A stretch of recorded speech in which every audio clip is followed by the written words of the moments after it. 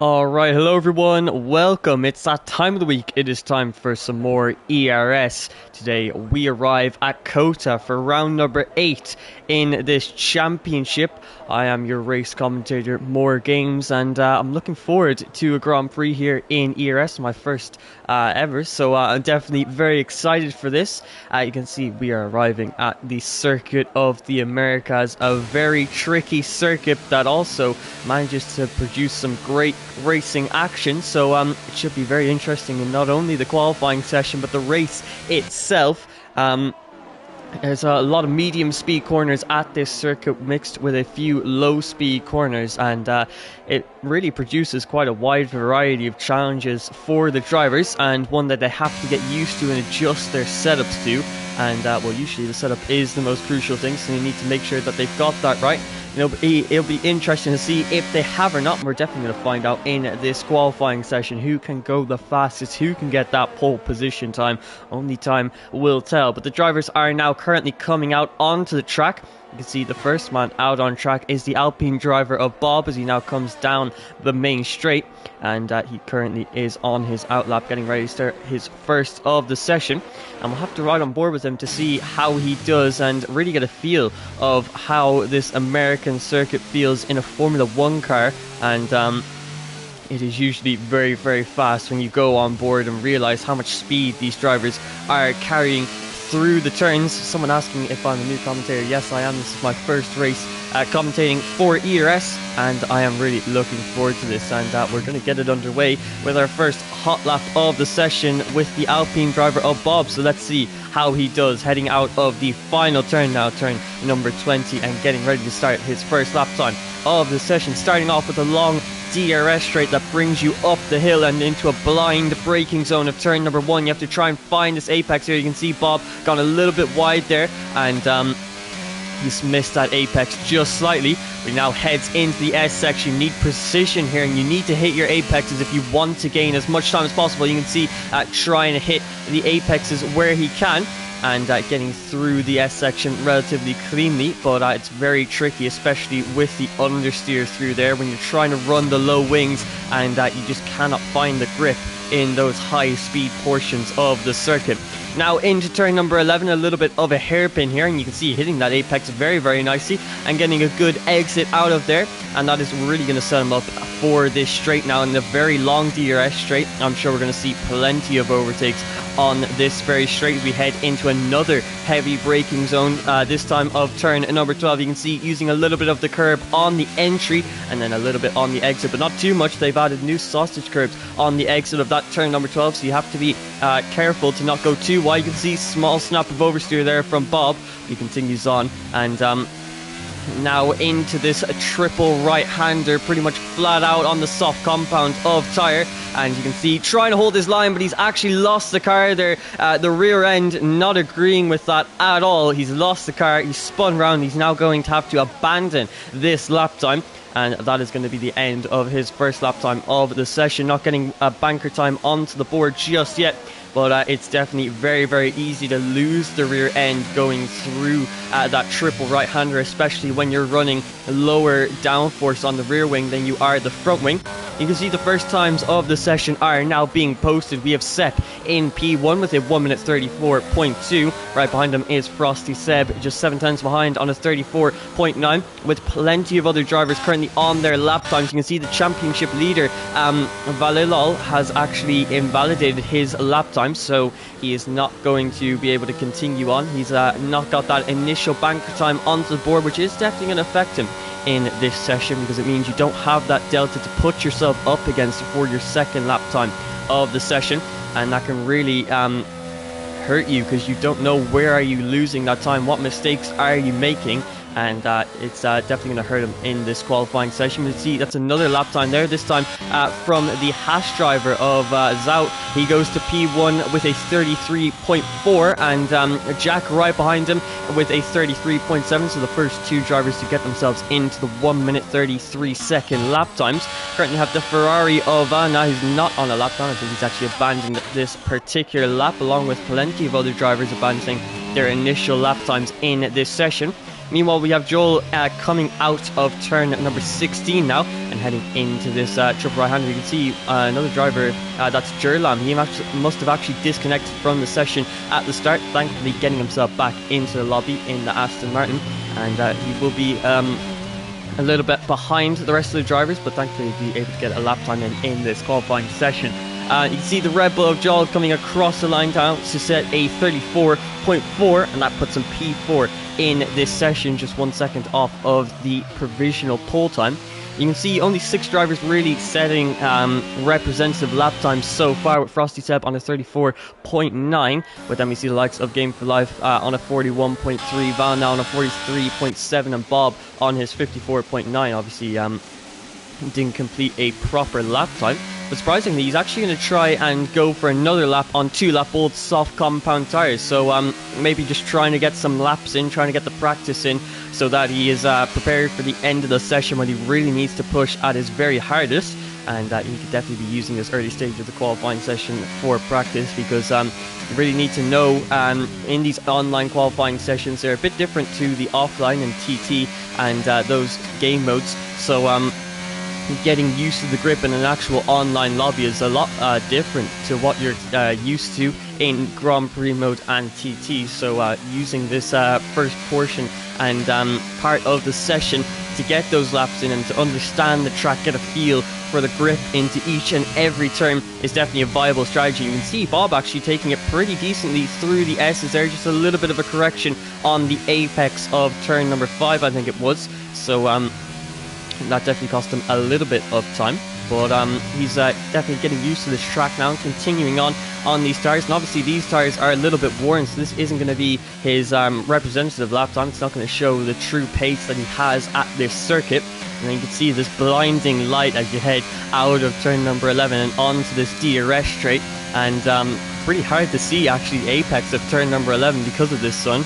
And I think it's a bit of a weird thing in the game to have the sun that bright, but obviously it wants to be a little bit realistic with its graphics. But Bob, you can see currently 3/100 down on this 54.9, but that's because that's not where he lost the time. It was at this next triple right-hander. So if you can get through here cleanly now, you should be able to put a pretty decent lap time on the board, let's hope. So through the first apex and the second now, and he's able to get through that one cleanly, and now into the final 2 turns to end off the lap time. You can see he's gone a little bit wide there, thankfully not invalidating his lap time. But as he heads through turn number 20, a little bit of a slide of the rear end on the exit, but across the line it is going to be a 35.2. Which definitely isn't too bad on worn soft compound tires, but he'll definitely be looking to improve upon that lap and hopefully get himself up a few more positions in this session. You can see this is now the McLaren of Seb, who's on a 34.2, and wants to improve upon that and possibly get himself onto the front row of the grid. There's a bit of a gap between himself and Jakku ahead of him. Currently 5/10 is that gap, so he's going to have to find a decent bit of time on this lap. So we'll have to see if that's exactly what it can do. And someone asked me if I'm 14 years old. Yes, I am. Even though my voice may not sound like it at times. But Seb is now coming across the line to begin his second lap time of this session. Let's see what he can do relative to the 2 ahead of him. Into turn number 1, he hits that apex very, very nicely. Uses a good bit of the track there on the exit, but also making sure that he doesn't touch these sausage curbs on the exit. Now into this S section through turn number 5, you can see he's using the circuit to his advantage, making sure that he stays within the white lines. That's a 2/10 gain out of the first sector. Took that very, very cleanly. Now up this hill here, you can see his car just absolutely planted to the track, not having any troubles with the rear end. Into this turn number 11, and can he hit this apex? Yes, he does, and it's a late one too, which gives him a better exit onto this DRS straight. So far looking like a decent first sector and a half of the lap. Let's hope he can continue this momentum into the technical section of the last sector. Into turn number 12, hitting that apex, you can see getting very close there to the sausage curbs on the exit. 3.5 tenths up on his 34.2. If he keeps this up, he could be looking to beat Jakku's time of a 33.7. Into turn number 15, you can see taking a nice and late apex and really getting the car to bite into the circuit and agree with the steering, and just have the grip to go through there.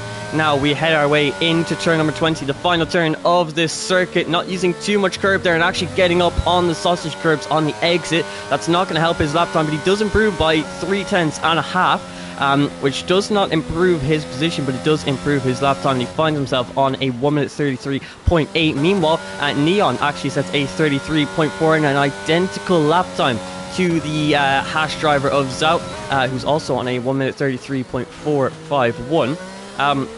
Now running on board with Neon's teammate Jakku as he heads through turn number 2 and beginning his second lap time of the session. Let's see, how does he take this S section? You can see not using as much of the track as Sepp did, but on that turn number 6 apex there, he did use a little bit more to get the better run through turn 7 and 8. Now up this hill, very easy to spin the wheels and lose the car on traction, but he's kept it clean there, and he's has his car very planted, so he's quite confident in the setup. At least that's what it looks like, and could be getting a little bit of a slipstream from the cars ahead of him. Hopefully they don't get in the way and give him a bit of dirty air. You can see there are plenty of drivers now on this straight, so quite condensed at this stage of the session, where a lot of drivers are trying to set that second lap time. Now into turn number 12, actually taking a little bit of that orange curb on the inside. Haven't seen too many drivers do that just yet. He's currently down on his second sector split, so not improving just yet, but hopefully he can find something special now in these final couple of turns. Into the triple right-hander, completely flat out and staying very tight to that inside line. So then he has a good entry point for this turn at number 19, and trying to use the full whistle of the track there, but he's just pushed the limits a little bit too far. He has invalidated this lap time, dives back into the pit lane, and has had to abandon that lap time. Meanwhile, the Haas car of F1 Zout is currently on a lap, and he's 3.5 tenths up on his middle sector time. So this could be a big improvement from the Haas driver, and he could possibly even dip into the 1 minute 32s. We'll have to find out though, as he heads through turn number 20, hitting an early apex there, getting a good exit onto the power and across the line. He sets a 1 minute 32.8, 6 tenths ahead of Neon, who's currently the championship leader in this tier 1. So a great lap time there from F1 Zout. And he's going to be very confident now in his pace, showing everyone that he is very quick at this circuit, and he's still got time to set one more lap time when the track evolution is at its best. So yeah, he's going to be very happy with how this session has gone so far, but he's just going to continue to improve, and hopefully he can get himself this pole position. But a couple of drivers haven't actually set lap times yet, one of which is Sammy Lee in the Alpine, and yeah, you can see himself, Poulin, Caxel and Jamie have all are all yet to set lap times in this session.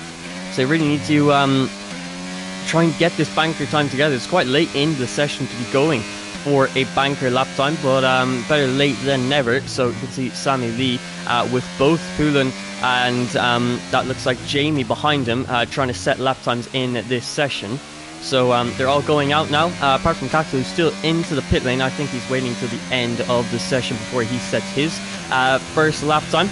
But now we're riding on board with Sammy Lee, using a lot of the curb on the entry, and that allows him to really widen up the angle of the turn, get a better exit as he heads into turn number 2. Now through this X section, has he got the grip coming through here? You can see missing that turn 4 apex and actually cutting turn number 6. And that's a not too clean there through the first sector, and that's definitely going to cost him a decent few tenths.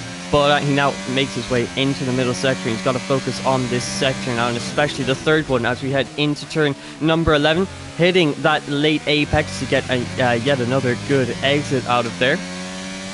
But now onto this DRS straight, you're cruising at about 315 kilometers per hour and still gaining speed, but once again trying to use the curb on the entry, and then turns into this turn number 12, trying to cut the curb on the inside as much as possible. Now into this final sector, you can see already slide of the back end using second gear through that turn number 13. So very interesting to see, using a lot lower gears than you're used to. But now into the triple right, and can he keep the car stable coming through here? It looks like just about, and hitting that curb on the exit through turn number 19, a little bit of a correction of the steering, but just about keeping it within the white lines. And as he heads out of turn number 20, what kind of time is it going to be for Sammy Lee? It's not a good one. It's a 35.7, and I think you can put that down to his first sector, which in all honesty wasn't too great, as I was missing a few of his apexes. Jamie, though, has set his first lap time of the session with about 2.5 minutes to go, and he goes to P5 with a 33.9. So a good lap time there from Jamie to put himself up into the top 5. The only problem now is he does not have enough time in the session to actually go out and set another lap, so that will be his final time. But currently ahead of Musty in P6, and the last of the drivers into the 1 minute 33s. But I'm not too sure how long that is going to last, because drivers are currently getting themselves out on track and setting new, faster lap times. There's 1 minute and 45 seconds left to go in the session, and F1 Zout has now decided it is time to come out of the pit lane, get onto the circuit and start his out lap.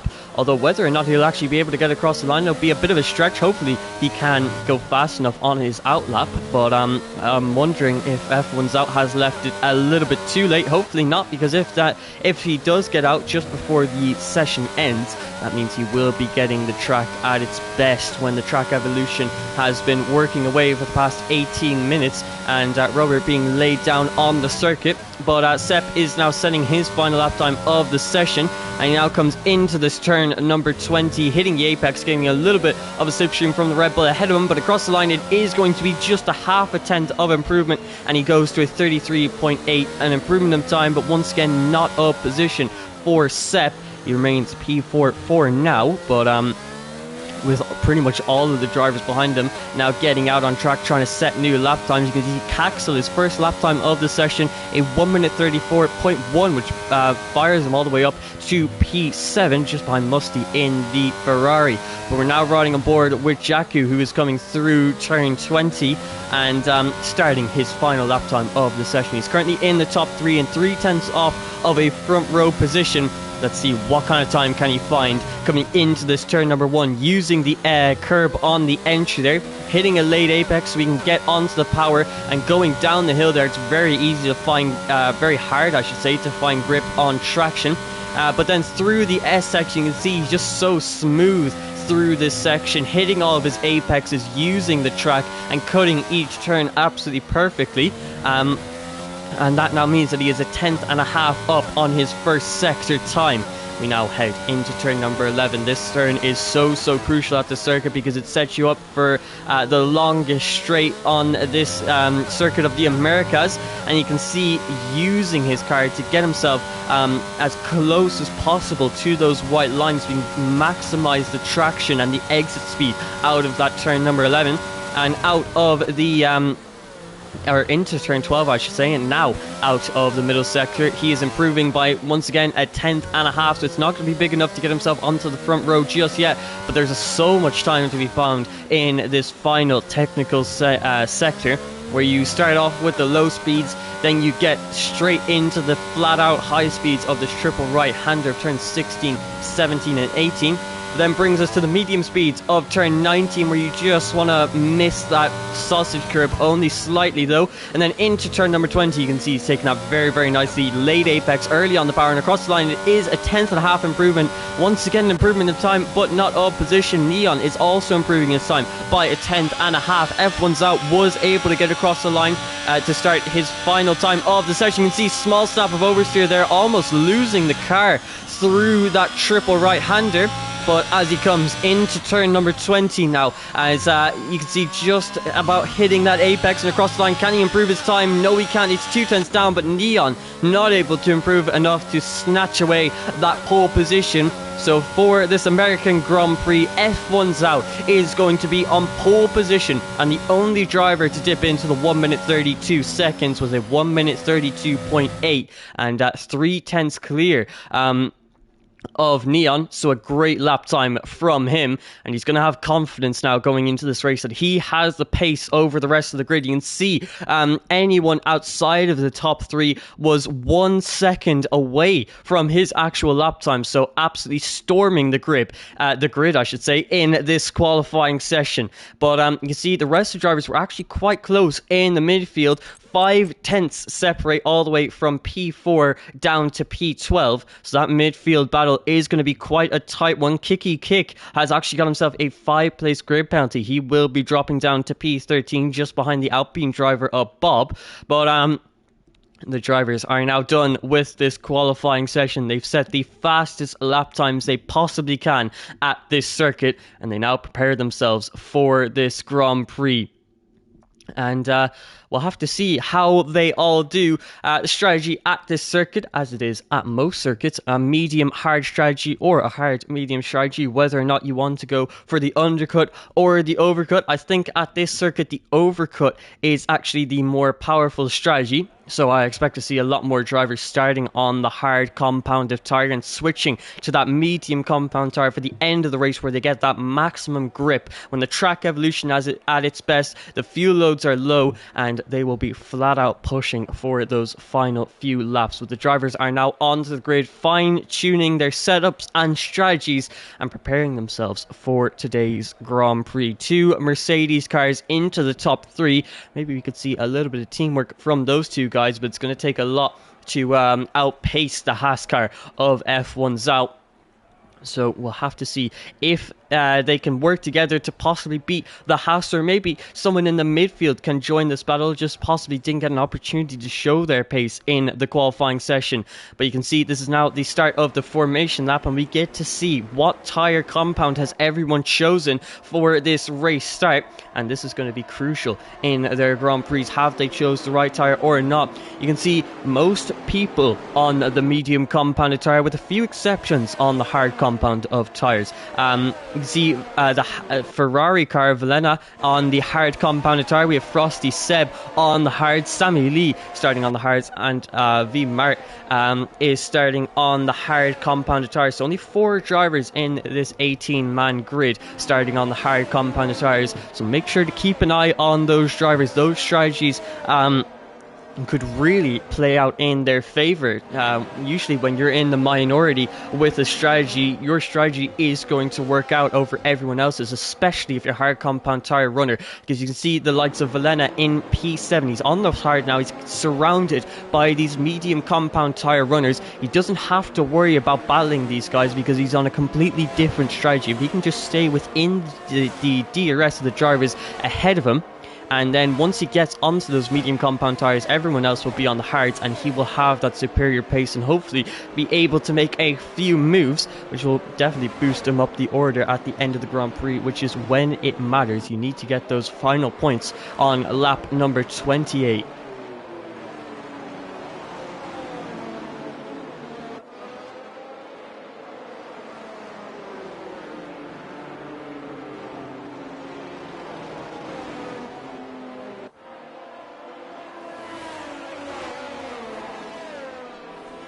So the drivers now coming through the triple right-hander as they are about to end off this formation lap, and they prepare themselves for the start of this Grand Prix. And the first thing you need to do to prepare yourself is make sure that you park yourself in your grid slot absolutely perfectly. You can see F1's out trying to get as much temperature into the tyres as possible, and we'll get a nice view with this nose cam as he heads to this white line. How close does he get to the yellow line?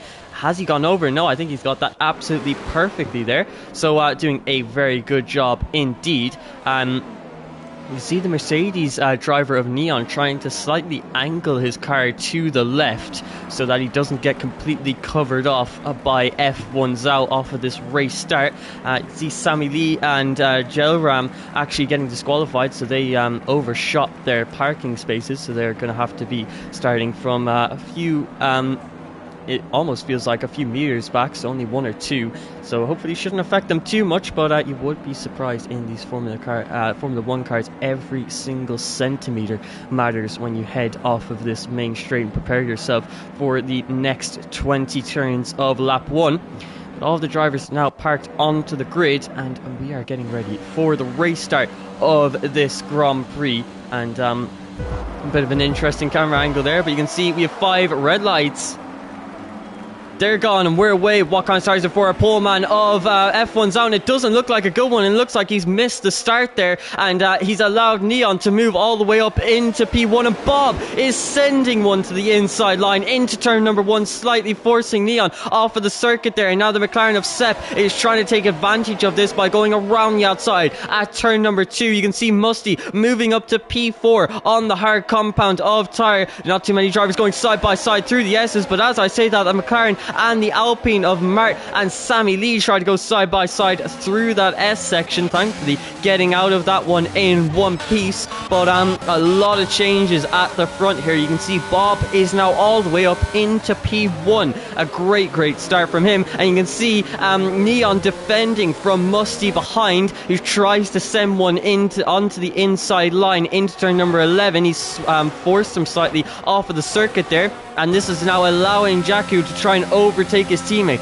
into turn number 12. He's not close enough alongside, so he will not be able to make that move on his teammate, who almost goes straight into the back of Musty, braking a little bit too late into that turn number 12. Thankfully he doesn't make contact and continue on with his race. But you can see Jamie there through that turn number 13, applying the throttle just a bit too aggressively, and he has spun the car and fallen all the way down to P16. Meanwhile, Sammy Lee continuing to make up positions on his hard compound tyre, which is definitely not an easy thing to do. You can see the visual grip difference between himself and Poulin behind him. Thankfully staying ahead though, and he's going to have to push on now because he wants to get into the DRS of the drivers ahead, but it's going to be quite tricky to do when Poulin is trying to go to the inside line into turn number 20. Cannot commit to that move just yet, but meanwhile we're seeing Musty trying to make the move on Sepp, and that's exactly what he has done. He's promoted himself up into P2. He's ahead of the McLaren now, and he is on the charge. He's going to try and get past Bob, who's got himself into the lead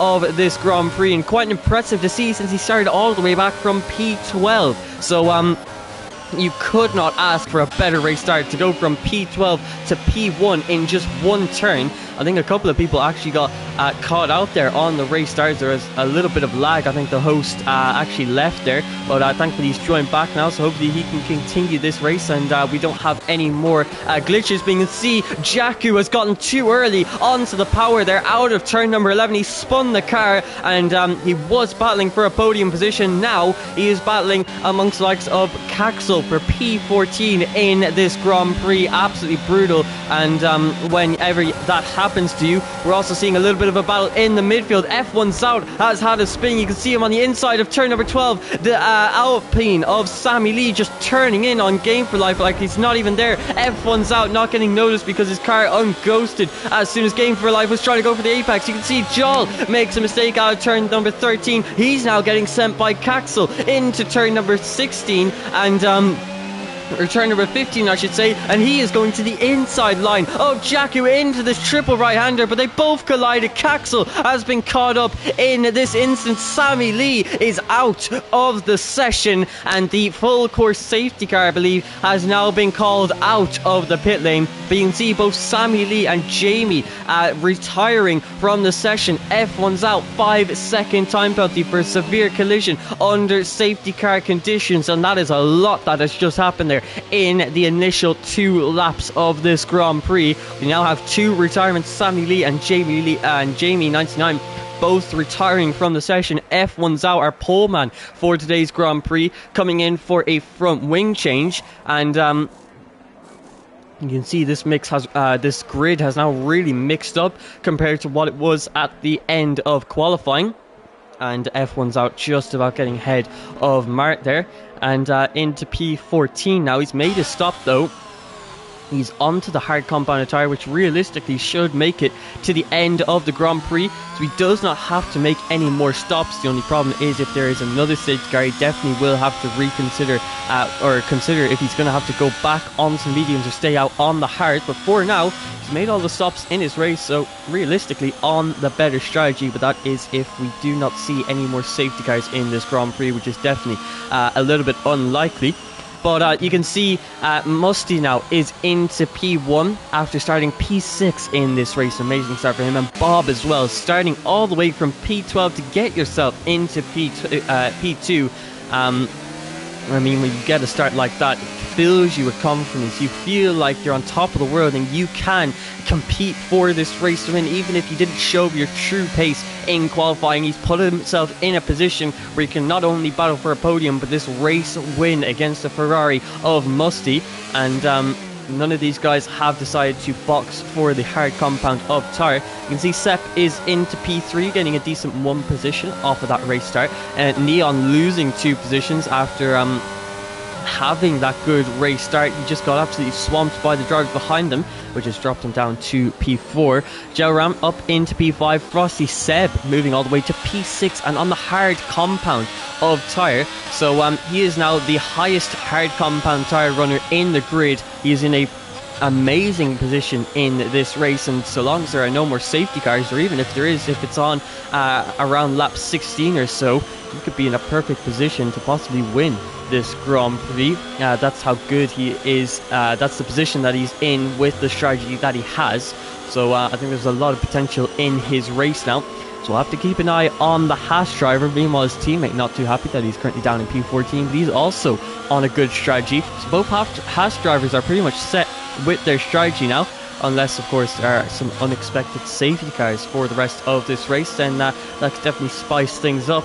But Kicky Kick is into P7, and you can see most drivers now are onto the medium compound of Tyre. He's moved up 6 positions off of his original starting position of P13. Poulin has moved all the way from P17 to P8, so pretty much the back row of the grid. It's moved all the way up into the points paying positions. A great start from him, so a lot of drivers in the midfield prospering off of that race start.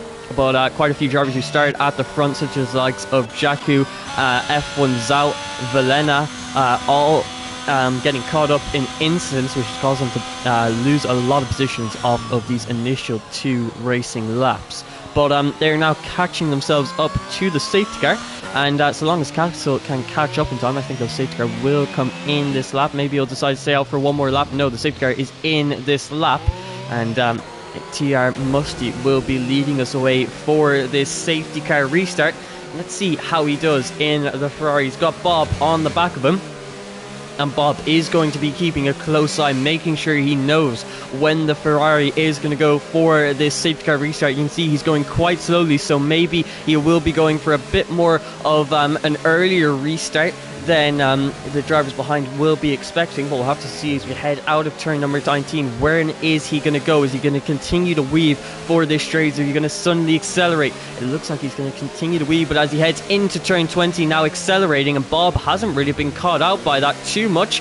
But as we head out of turn 20, it looks like no, he hasn't really lost too much time. One man who has lost a little bit of time is Sepp, as Neon is looking to his outside line into turn number 1. Is he going to try and swoop around the outside of the McLaren driver? It looks like he could possibly get the better exit. Has the inside line for turn number 2, which will change to the outside line for the S section. He does have to concede the position for now. Cannot battle into that S section. This battling has actually lost some DRS to the drivers ahead. Jakku has another spin in this Grand Prix, just his second in 3 laps. That now drops him to the very back of the grid after the grid was all bunched up after that safety car. So yeah, Jakku, his inconsistency really hurting him now in this Grand Prix. He showed great pace in qualifying, just cannot seem to put it together in this early phase of the race. But we're seeing battles in the midfield now, especially as we head through turn number 12. You can see drivers trying to organize themselves into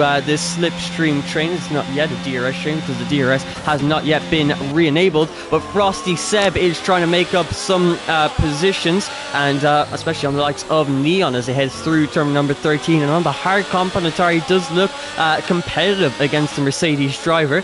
So as they head through turn number 15, this could be his position to take an advantage over Neon. But as they head through this triple right-hander, it's just so hard to keep up with the medium runners when you're on this harder compound attire, which just does not grip up well enough to compete with the drivers around you. But you can see Musty has actually broken out a 1.5 second gap to the drivers behind. Gelram has made a mistake, which has dropped him down to P15. He's broken his front wing, and he now has to come into the pit lane to get that repaired. And hopefully his strategy will work out for him. But we're now seeing Jarmo trying to go to the outside line of that's F1 Zout, who's trying to make up those positions after dropping all the way to pretty much the back of the grid. P14 is now trying to regain these positions, overtake these guys on the medium compounded tire and save his race and do a little bit of damage limitation. You can see Jarmo struggling there through the S section, but yeah, the main battles now are in this midfield section. But also for the podium positions, Bob 2.4 seconds behind Musty now, and Frosty Seb overtaken by Poulin there, and he's now being overtaken by the second Red Bull of Yal as they head through turn number 11. You can see that's retirement in the S section. The Mercedes of Jakku, another mistake, and this time it sends him out of this race, and the safety car has now been released once again, and I think Frosty actually got a 5-second time penalty. As we look, no, he got a 3-second time penalty for extending the track limits one too many times, and I think that was under safety car conditions too. He tried to hold his position around the outside of the Red Bull of Yal, but got forced off the circuit slightly, and yeah, just tried to maintain his position. The game recognised it as him cutting the circuit, so he's now gotten a 3-second time penalty for that. So even being on the higher compounded tyres doesn't look like he is going to do particularly well because of that, unless he finds amazing pace on the mediums. The only problem is now it's a perfect opportunity for any medium runner to box onto the hard compounded tyres. Surprisingly, none of the top 3 drivers taking this opportunity. Neon sees this as an easy free pit stop to take and to gain a load of time, because it only loses you track position, not any time at all. So all the drivers ahead of him now have to make a stop in this race. He's on the hard compound tyres, which for the next 22 laps of racing, they'll quite comfortably make it to the end of the race. So y'all, game for life, kicky kick, all coming into the pit lane. But surprisingly, a lot of the medium compound tyre runners are deciding to stay out on their mediums that they've been on since the start of this Grand Prix. So it's definitely very interesting to see, and I think we're now seeing some safety car shenanigans, as safety car seems to be in P3. I'm not sure if that's just a visual glitch or not, but I think Bob is actually currently in AI mode, so he's behind. No, he's now down into P8. I'm not too sure what's going on. I'm sure it's just a glitch, and it'll end up resolving itself, as it looks like TR Musty isn't really following a safety car. He's just going completely flat out, so no, I don't think it is a visual glitch. Definitely very interested to see the obviously the crossplay lobbies in this game are not yet fully developed, although they have even been released, and I'm very sure are actually out of early access, which is definitely surprising to see. But safety car getting up to whatever it really likes, to be honest, and it is now at the back of the grid and parked on the entry of turn number 11. So the drivers now have to do another lap to catch up to the safety car, and hopefully it will get back to its normal duties. But you see, yeah, it's definitely very interesting. So we now have Frosty 7. F1 Zout is in an interesting position now, because he is a pit stop ahead of anyone else in the top 7. He has made his first stop and his only stop in this Grand Prix. Everyone else around him does have to make a pit stop in the top 7. So the likes of Bob, Jarmo, Frosty, Seb, Poulin, Seth, Musty, they all have to make a stop for hard compound tyres. And Jarmo actually realising that this probably would be the best opportunity to box for the hard compound tyres. So that is exactly what he is coming into the pit lane to do. Bob also realising the very same, so he's going to do the exact same box for, but this time the soft compounded tyres. So interesting to see. He could have gone on to the hard compounded tyres, which would have made it to the end of the race, but instead he's gone on to the softs. I'm not sure if that's a mistake or not. It definitely could be. But he's now onto the soft compounded tyre, which means he's lost a lot of track position. He's going to have a lot of pace for a lap or two, but really these soft compound tyres tend to drop off extremely quickly, so I'm not sure if this is going to be a viable strategy from Bob. But he's definitely got another stop to make in this race now, and we'll have to see if these soft compound tyres do him any good. He's pretty much on the same playing field as the top 4, actually. No, P6, P7 and P8 have made their stops, but I think they do need to box again due to the fact that the mediums cannot make it to the end of the Grand Prix. You can see a bit of position swapping here between the drivers, but the safety car is now back underway and doing what it is meant to be doing, and slowing down the grid and not speeding them up and causing confusion and chaos. So yeah, just waiting now on the drivers behind on the Aston Martin of Gel Ramp, currently down in P15 on 2-lap old soft compound tyres, which technically have only been in running conditions under the safety car conditions.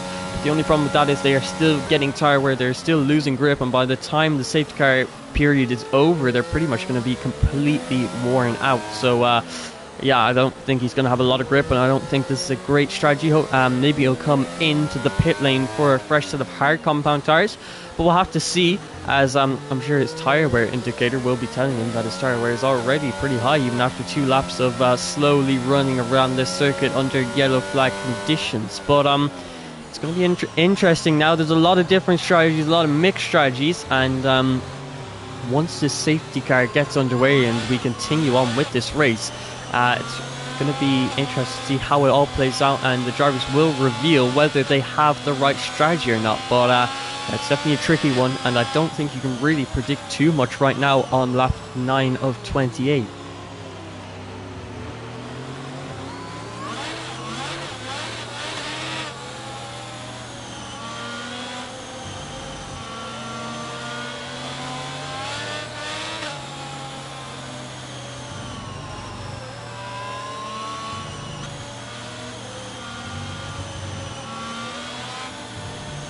So the driver's now coming through the S section, and well, we have looked at the tyre strategy now, but also looked at the time penalties. You can see a couple of drivers at the stage of the session have got themselves a few 3-second time penalties. The likes of Frosty, Seb, Joel and Game for Life all have 3-second time penalties each, and might not seem like much, but when this grid is so bunched up and very competitive with each other and very close to each other's pace, especially in the midfield, you start to realise that that 3-second time penalty is possibly going to lose you anywhere between 1 and 5 positions. So yeah, it's very big having that 3-second time penalty, and it can really hurt your race because there's no way to serve it in the pit lane. You can't get rid of it. That is going to stick with you until the end of the Grand Prix. So no matter what, you will be getting 3 seconds added to your race time, and that's really going to hurt your race and lose you so many positions, which is going to lose you points in the safety car. Now going at it again, and deciding it wants to be in P5, and once again causing chaos, people overtaking one another. I think everyone has pretty much maintained their position, thankfully, but the safety car is now almost completely stopped. So it's now in turn number 15. So yeah, this is pretty much the effect of crossplay lobbies on this game. The game simply just cannot handle it most times. So the safety car was scheduled to come in that lap, but I think it will be staying out another one, and possibly 2 more actually. So these drivers aren't really getting much racing action because they keep having to wait for the safety car, which pretty much has a mind of its own. I think it is now stopped. I think it's still moving. No, it's stopped now at turn 19. So once the drivers catch up to it, maybe it'll instantly call itself into the pit lane, or maybe we'll still be under safety car conditions on lap 11 of 28. And it seems annoying, of course, for most of the drivers. It is pretty annoying that you don't get to get this racing action, but I guess for some of the drivers maybe could view it as a positive, because well, the likes of F1's out, who boxed extremely early for his hard compound tyres, wants to keep those hard compound tyres alive. He wants to save tyre life in those hards. You can see, I think Mart actually made a mistake there coming through the middle sector. But yeah, F1's out, and also Neon, Y'all, all these drivers on the medium compound tyres, like the likes of Velena, Mart, Caxel, they all want to save their tyre wear. They don't want to lose the life in their tyres because they're trying to stretch these tyres until the end of the Grand Prix. So the more time they spend under the safety car, the less tyre wear they get, and that is pretty much going to give them an advantage the closer we get to the end of this Grand Prix. We can see Gelram has actually gone on to the hard compound tyres, so Bob going on to the softs didn't really work out. The softs are now worn, and Gelram actually decided that they were so worn, the only time he actually used them were under the safety car conditions. So he's now come back into the pit lane for a set of hard compound tyres, and the safety car is now getting back underway, deciding this time that it doesn't want to come into the pit lane, so we'll be staying out for another lap, and this is going to be for lap 11. And well, if it can actually stay in P1 this time, stay ahead of the rest of the grid, hopefully it will come in at the end of this lap 11, but nothing is guaranteed, as the safety car is really just going wherever it likes these days, getting a little bit of adventurous view of this circuit of the Americas. So yeah, only time will tell. Hopefully it does actually do what it's meant to do. And in a bit of an Aston Martin sandwich now, as we have the Aston Martin safety car at the front of the grid and Gel Ramp rounding it off at the back. I think Yarmo disconnecting from the session there, and Bob obviously trying to overtake him because he doesn't want to be behind an AI car. But I think Yarmo, who is the host of this lobby, is actually struggling with internet problems. He keeps on disconnecting and reconnecting. That could be what's wrong with the session. Maybe that is why the safety car is acting so strangely. And you can now see Musty has retired from the session. Pretty much everyone is disconnecting from the session. Only a few drivers remain, like the likes of Bob. So you can see we now have P1 in the Grand Prix. Poulin is not. Frosty Seb is still here. Mart is still here. Or no, Mart is not here. Frosty Seb is now out of the session. Caxel is disconnected. Valinat disconnected. Neon is disconnected. And I think this lobby is pretty much lost. So we will be starting a new lobby for a 25% race. But yeah, apologies for that. That's just the game being the game, and now everyone has been completely kicked out of the lobby. So we're going to have to wait a few more minutes for the lobby to be restarted. I assume it's going to be a 25% race, where we'll be able to finish the second half of the race. Obviously, you never like to see things like this because there were multiple drivers on different strategies, and like the likes of the top three were all on the medium compound tires. They now get a clean slate, are going to be completely reset, and everyone is going to be on the same strategy now, which is probably, I haven't done a 25% race in a long time, but I think it is a soft medium strategy. So everyone is going to be on the same strategy, a clean slate, which some drivers, obviously it's not good for them because they were in a good position strategy wise, others weren't, but you know, that's just how the game does sometimes. So that will be a few more minutes until we can get the lobby back up and running, but then hopefully we will be able to get back on to some more racing action for the second half of this race. So just bear with us.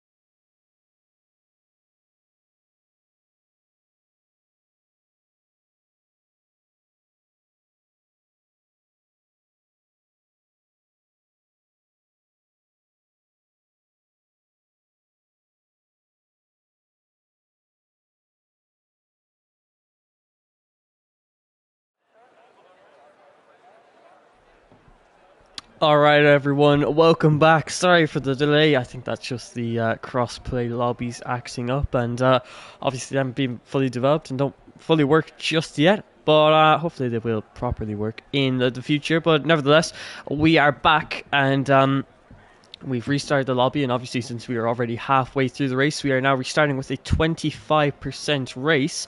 So all of the strategy now gets reset, and everyone is pretty much back to square one, but obviously we take the grid positions of where everyone was, so the strategy gets messed up just a little bit, but it's now going to be a soft medium strategy until the end of this 25% race.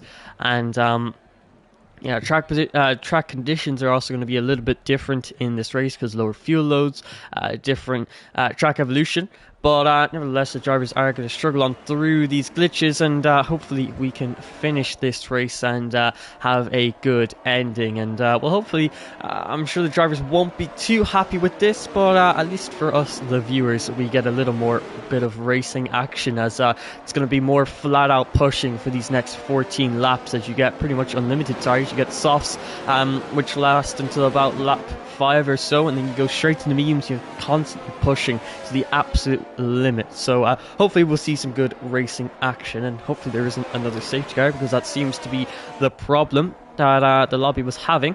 But you could see everyone in their positions where they were before the end of the 50% race, and obviously everyone who retired no longer in the Grand Prix.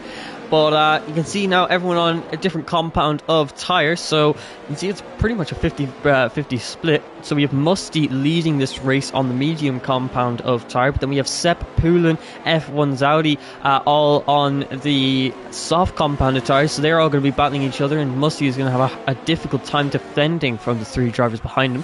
Then we have the likes of Frosty Seb, Valena and Mart on the mediums. Then we have Caxel, Jol, Kiki Kick and Yarmo on the softs, and then Neon, Game for Life, Bob and Jakku all on the medium compound tyres. And I don't think Jakku's meant to be in this lobby, because he did actually retire from the session pretty early on. Actually, I think that's what caused the second safety car in the first place. So yeah, he not really meant to be here. I think he'd probably be disqualified by the end of the race, but obviously just a small mistake there. Drivers are going to continue on past it. They're mainly here for the racing and just to have a little bit of fun. So you can see the drivers now coming through the final turn for this second formation lap now, and they're going to prepare themselves for yet another race start. So it's going to be tricky now to go for a second race start. Obviously a couple of drivers struggled off the last race start, especially the likes of F1 Zaudi. Didn't have a good race start. Hopefully he's learned from that and can get a better one on these soft compounded tyres. Neon had a really good start last time out. So yeah, it's going to be an interesting dynamic to see how this all plays out. You can see the Red Bull of Poulin doing a little 360 there before parking into his grid slot. But that is now all of the drivers. No, not yet. So Jakku now lining up onto the grid, and all 15 drivers are back onto the grid and getting ready for this second race start. So we have 3, 4, 5 red lights. They're gone and we're away. What kind of start is it for our pole man of Musty? Doesn't look like a great one up against Sepp, who's trying to pull alongside coming into turn number 1. He has the inside line over Musty. The Red Bull of Poulin had a look to the inside, but ends up just tagging the rear of Sepp. 3 wide into turn 1 was never going to work out. Very optimistic from Poulin, and it's actually lost him a few positions. We now have Frosty Seb up into P2 with Mart in P3. You can see Dupree flying through the S section there, as I think a couple of drivers losing their front wing. Mart has now fallen down to P6, and his front wing is still intact, thankfully. So he is able to continue on. The same can't really be said for Cax and Yarmo, who fall down to the back of the grid. You can see that's the Haas car and the Aston Martin battling away, and the Red Bull now trying to take advantage of the situation. Joel looking to the inside line of Game for Life, trying to use these soft compound tyres and the grip that they have in them while they last. But now the Aston Martin of Game for Life is getting close to the back of F1 Zaudi. He's trying to overtake Mart into turn number 12. He just has so much more grip on these soft compound tyres, covers off the exit and gets the move done on Mart. But now the Aston Martin of Game for Life is trying to look to the outside line of Mart, which now is going to turn to the inside line. But you can see a little bit of desync there, allows Joel to get past, and he is now side by side with Mart, who was down into P9. And well, there you go. Mart is out of the session, so I think the desync issues are still with us. Shame to see for Mart, but he is now out of this Grand Prix.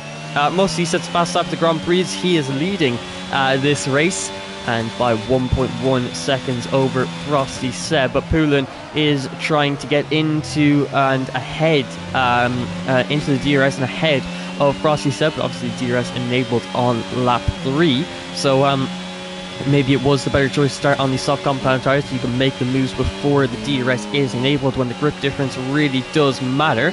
So Poulin getting very close to the back of the Haas car, and it could be any turn now that he actually decides to go for the move on Frosty Seb. You can see snap of oversteer there out of turn number 9, and keeping it on track though and staying close to the back of Frosty Seb. But as they head into turn number 11, he's not too close, and Neon is now very close because that's another slide for Poulin.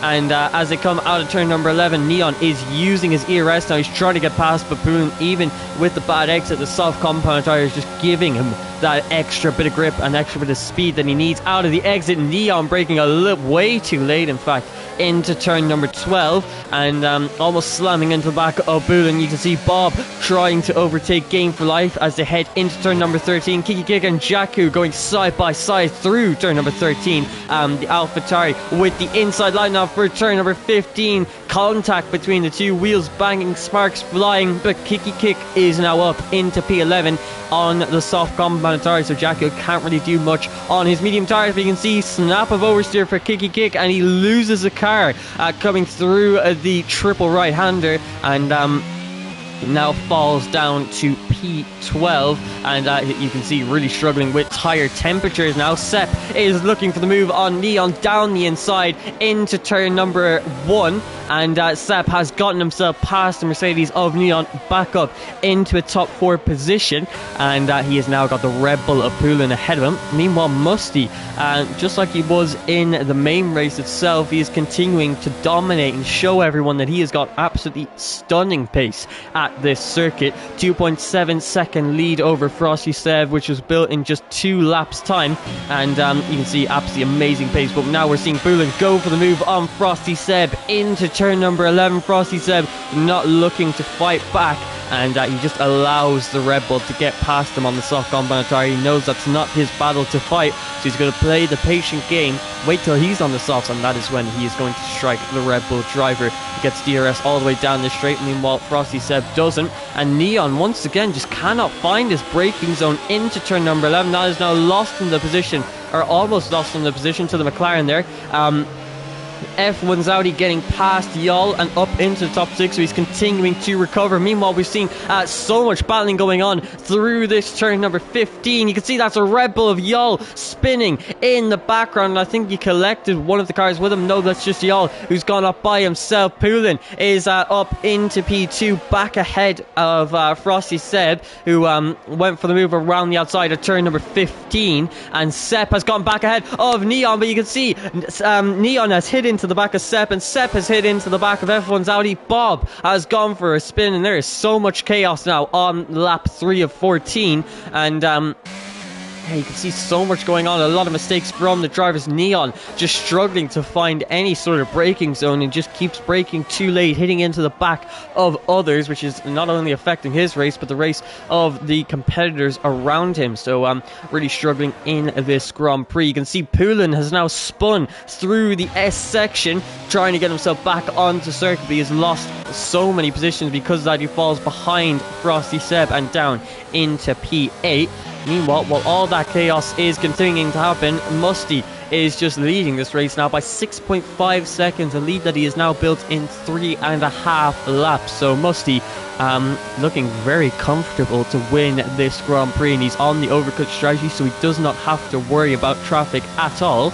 So yeah, Musty has put himself in a very, very good position by escaping all of the chaos that has ensued over the last couple of laps, and by getting that good start, he was able to get himself out ahead of all of the racing that's been going on. You can see Game for Life getting on the power just too early there out of turn number 13. He's lost the car, and now he is going to drop behind the Alpine driver of Bob, and possibly even the AlphaTauri driver of Kiki Kick, as Kiki Kick comes through turn number 15, and Game for Life has completely overheated the tyres, so now Kiki Kick is able to take that position quite nicely, and Game for Life now falls all the way down to P11 with F1 Zaudi is now down here, so he must have made a mistake as well, or been caught up in some action, as Game for Life breaks his front wing now into the triple right-hander, but F1 Zaudi now gets up into P11. A shame that he wasn't able to make his recovery work, but we're now seeing Joel through turn number 1 and now turn number 2, and he is currently in the DRS of Valena.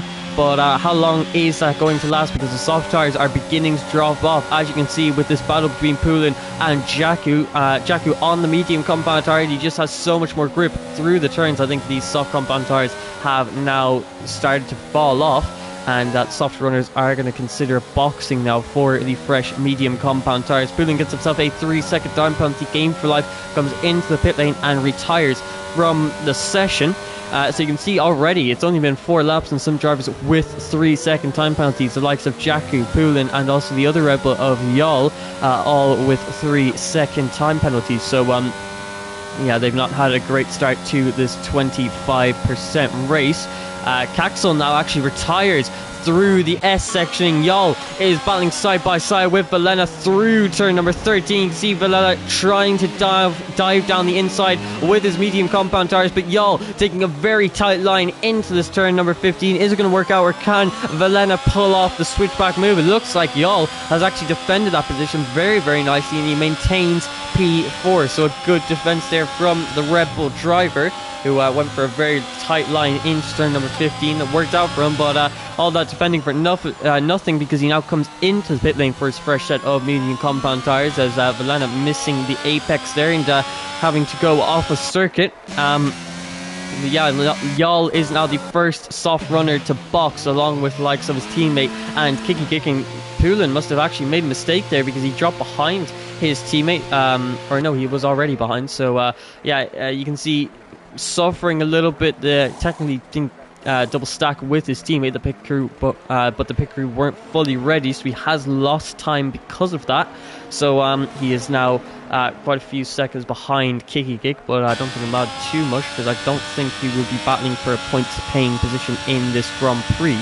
Although no, I shouldn't say that. Obviously everyone else, I'm too used to thinking that this is towards the end of the Grand Prix, but no, everyone has still got a stop to make in this race, so it's a very even playing field now. But Poulin is going to lose a lot of time because of that, and he could find himself behind a couple of the drivers who he was ahead of before the pit stop, so that's not helped him out at all. But you see Bob is currently the only driver with DRS in this grid, and that is on the likes of Frosty Seb, and Seb is the only driver on the soft compounded tyres, so he really needs to consider boxing now, and I think this is going to be the lap that he comes in for a fresh set of medium compound tyres, which will easily take him to the end of the Grand Prix. And once that's happened, it's just going to be, when are the medium runners going to box for fresh tyres? You can see Musty is perfectly happy on his mediums. He's at the 36.9, the fastest lap of the Grand Prix so far. Seb finally comes into the pit lane for a fresh set of mediums. But yeah, you can see the soft compound tyre runners boxing after about 5 or 6 laps of running. So I think we can see the first medium runners really coming into the pit lane around the next lap of lap 8, possibly lap 9, maybe even lap 10, if they want to go for a lot more of an overcut, which I think we can definitely expect from Musty, so he doesn't have to deal with any traffic. But you can see the McLaren into this turn number 1. He's now under pressure from F1 Zauti as he comes out of the pit lane on cold medium tyres. F1 Zauti trying to take advantage of this as they head side by side through the S section. You can see both making contact with each other. Probably should not have gone side by side into the S section, but that's exactly what they've decided to do, and they paid the price, as they are now they've now lost a lot of time. F1 Zauti has in fact lost almost 2 positions, as Kiki Kick is only a 10.5 behind. But yeah, they've lost a lot because of that now.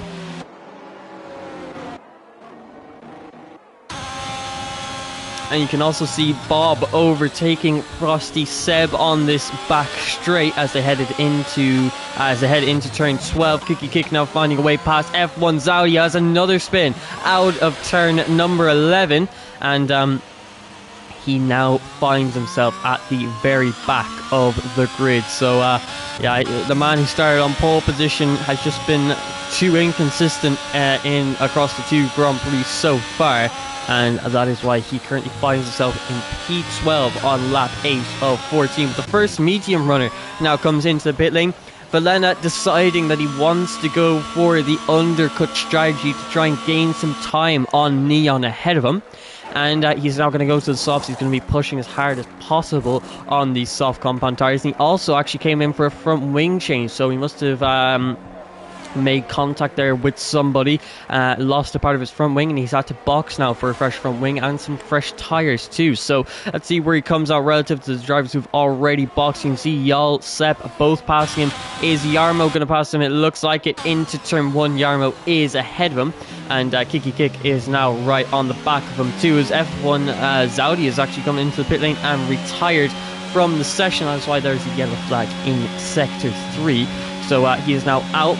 And yeah, shame seeing Jakku, who's not really meant to be in this race, is now in a top 5 position and looking very comfortable in this race, but obviously has a stop to make, and once he does make that stop, he will be quite far behind the rest of the grid. So realistically, only 10 runners are left in this Grand Prix, and we could even see some more retirements once the medium runners come in for a fresh set of soft compound tires. So only time will tell, but currently Frosty Seb and Bob are the main 2 rivals on track, although Velena, now that he's got his soft compound tires up to temperature, he's overtaken the Alfa Romeo of Jarmo.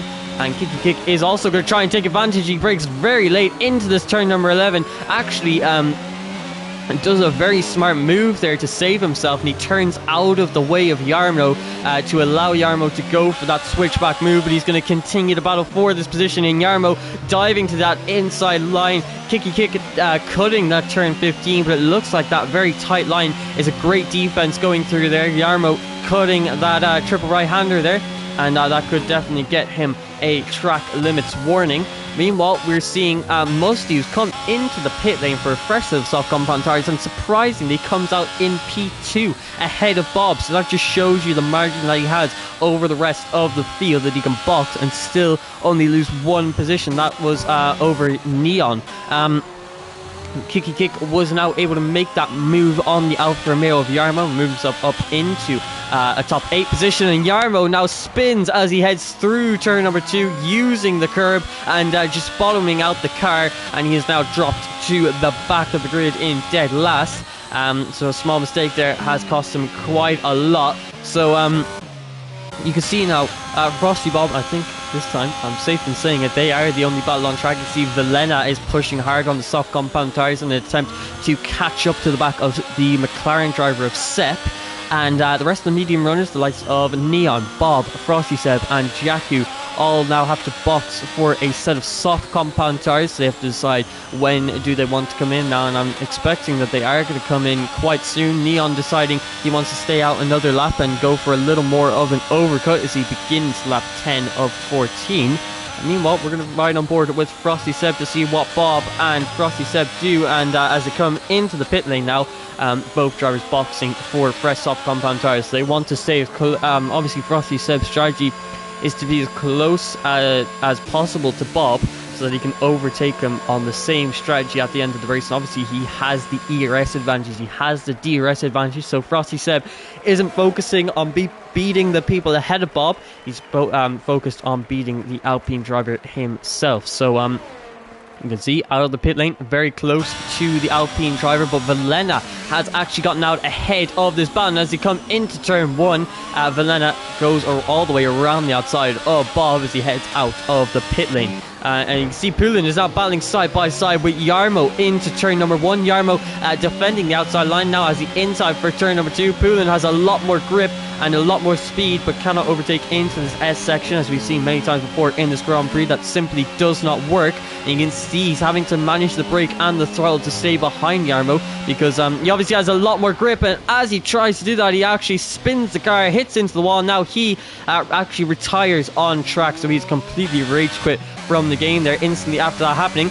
Frosty Seb taking advantage of Bob being on cold soft compound tires, but Bob getting him back straight away off of the exit, even though Frosty Seb has the DRS, so he's going to attempt to make the move to the inside line of turn number 12. Bob is going for a bit of a switchback move here, and could possibly work out. He's going to go for a double switchback, hits a late apex at turn number 13, and you can see just about keeping the car in check. Frosty Seb goes for that tight line. He defends that P7 position. So Frosty Seb is now ahead of Bob, but he has himself a 3-second time penalty, so whether it's worth fighting, Bob is going to have to ask himself that. Meanwhile, Sepp is fighting with Jolla for what is now going to be a net P3 in this Grand Prix, but Sepp also 0 seconds of time penalties compared to Jolla's 3 seconds, and he actually tries to cut across Sepp there as he defends his line into turn number 1. Bob, and once again going on the offensive against Frosty Seb, and is up into P6. Frosty Seb is trying to fight, and Bob has actually got himself a 3-second time penalty, so both drivers battling themselves for position in this race on lap 11 of 14. Neon is quite clear of the drivers behind him, and so is Musty. So Musty and Neon quite comfortable in this race, and you see Sepp in P4. He's got the pressure from Yola behind him, who's got 3 seconds of time penalties, also 5-lap old tyres compared to Sepp's 4-lap old tyres. So hopefully Sepp is able to pull away now, and you shouldn't feel too much pressure from the Red Bull driver behind. But this main battle is now starting to emerge between Bob and Frosty Seb, and they're trying to pull Velena into it, who's got 2-lap older soft compound tyres. So it's very likely that Bob is going to be able to close up that gap and get himself the DRS of the Ferrari ahead of him, and if he does that, he'll have a much easier time of defending from the Haas driver behind him. So as they head through this final sector now for the 11th time in this Grand Prix, they're preparing themselves for what is going to be a big battle for this P5 position. The only thing is, Bob, Frosty Seb both have time penalties, unlike Velena, who has 0 seconds of time penalties, so he doesn't really have to worry about this battle. His main focus is going to be keeping it consistent, making sure he doesn't extend the track limits, and that way he will be able to hold that P5 position. It doesn't look like he'll be catching up to Yola anytime soon. Frosty Seb now on this pit straight, using the slipstream and the DRS, but not getting close enough to make a move. But you see Bob making a mistake there as they head into turn 1 on the exit. Frosty Seb had a little look at overtaking him, but you can see you really don't have much of an overtaking opportunity into this Ed section, and because Bob made that mistake on the exit of turn number 1, it now means that he's lost the DRS to Velena ahead of him, and this is going to give Frosty Seb the perfect opportunity to try and overtake him on this next DRS straight as we head through turn number 10 and prepare ourselves for the heavy braking zone of turn number 11, where Bob defending the inside line but then returning to the racing line once he realised Frosty Seb is not looking to overtake into that turn. It's the very next turn which he's concerned about, using his ERS, but Bob has got an absolutely amazing exit out of that turn number 11, so he's been able to defend this position on this particular straight, and now that he has done that, if he can get into the DRS of Velena, he'll have a much easier time for with defending from Frosty Seb behind him. Into turn number 13 now. Once again, lap 13 of 14, the penultimate lap of this race for both Musty and Neon, who have both crossed the line now to begin this penultimate lap. So there's not long left in this race, and Neon, for good measure, has actually set the fastest lap of the Grand Prix. So he could be taking home that 1 extra point, which would definitely help him out in the championship, of which he's currently leading. Bob coming out of turn number 20 now, and he has gotten into the DRS of Velena ahead of him. So Frosty Seb now, he's currently battling Bob because they both have 3 seconds of time penalties, but since Bob has this new advantage on the straights that Frosty Seb also has, Frosty Seb is really going to struggle now to overtake the Alpine driver of Bob. And as he heads through the S section, he's even struggling to stay within DRS of Bob ahead of him. So He could possibly lose DRS if he doesn't have the pace to keep up with the Alpine ahead of him. And as they go up the hill through turn number 8 and now number 9, he is actually 1.2 seconds behind Bob. So I do not think he'll actually be getting the DRS as we pass the detection point. He has not been within 1 second, which is required to open this rear wing flap on this straight. So Bob is now going to begin to pull away from Frosty Seb behind him, and this now means Villeneuve is going to be under a lot of pressure because he has 2 lap older soft compound tyres, which is going to see a massive difference in grip compared to the Alpine driver, as only 1 lap of soft compound tyre difference is quite big, so when you make it 2, it's even bigger. Jarmo and Jakku battling it out for P9 on track. Jakku on fresh soft compound tyres, but he's going to have a lot more grip than the Alfa Romeo as he tries to squeeze himself around the outside of turn number 15, goes to the switchback move, cuts the track, gets himself another 3-second time penalty, now up to a grand total of 6 seconds of time penalties. He gets past Jarmo, but is that going to last? Because he is 9 seconds of time penalties, my mistake, and that means so long as Jarmo is within 6 seconds of Jakku ahead of him, he will be getting that P9 position. I think Jakku will also be disqualified anyway, so it doesn't matter too much. But this is now the main battle on track. Musty is in P1, and he is on the final lap of the Grand Prix along with the rest of the field. So this is the final lap, lap 14 of 14, and Musty, Neon, Sepp all looking pretty comfortable in this session. Jarl, on the other hand, he's got 6 seconds of time penalty, so he could actually lose his position to Villeneuve behind him, so Villeneuve could be coming home with a P4 position. Bob, on the other hand, he saved up all of his ERS, he's gotten up to about 24%, and now on the exit of this turn 11, he's going to be dumping absolutely all of it in an attempt to catch up to Villeneuve ahead of him. He has the DRS, he has the overtake button, he has the slipstream, he has the better tyres, but as they head into turn 11, is he going to be close enough? No, not quite. He's not able to make the move on Villeneuve, and doesn't put a lot of pressure under him as he heads into turn 11, so or turn 12 I should say, but you can see he's got better grip, and with Villeneuve having a snap of the rear end, Bob is able to take that position, and all this battling is happening. It looks like the Ferrari driver of Musty, who's pretty much dominated this entire race, is going to come across the line to win this American Grand Prix, with Neon finishing P2, and the third man on the podium is going to be the McLaren driver of Sepp as he crosses the line.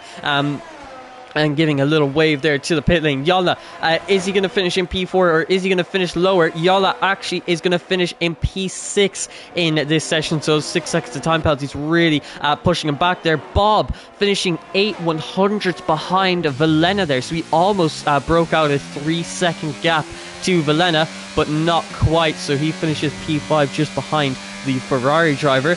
And you can see Bob getting the driver of the day there, as I'm very sure he was towards the back of the grid at the start of this 25% race, and he finds himself all the way up into a top 5 position. So a great race from him, and a very good job from the Alpine driver, but an even better job from the man on the top step of the podium today, and that is the Ferrari driver of I've completely forgotten his name now. Musty, I should say. My brain just completely blanked there for a second, but yeah, it is Musty on the top step of the podium, and alongside him he has the Mercedes and the McLaren of Neon and Sepp.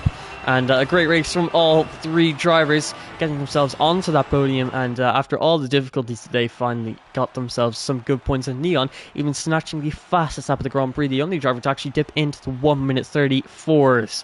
So a great race from him, but also Villeneuve finishing in P4 with 0 seconds of time penalties on the 83/1000ths head of Bob. Jolla in P6. Frosty Seb managed to bring home P7 with Kiki Kick in P8, and Jarmo rounding out the points paying positions of P9. Everyone else pretty much DNFing from the race, and some drivers obviously who were in the last lobby not in this one, so we can't see all of their retirements, but Jakku, Poulin, F1 Zaudi, Caxel, Game for Life, and Mart, just to name a few, and then obviously Jamie and one more driver, Sammy Lee, who retired in the previous session. But that is going to be it for this American Grand Prix. I hope you all enjoyed it, even after the difficulties, as there was still some decent racing action. And It was definitely a good race to watch and to watch along and watch these drivers compete against each other for the race in the midfield. But thank you all for joining me here today for this American Grand Prix. I personally had a good experience here in my first race in ERS. And, well, I hope you all have a very good evening.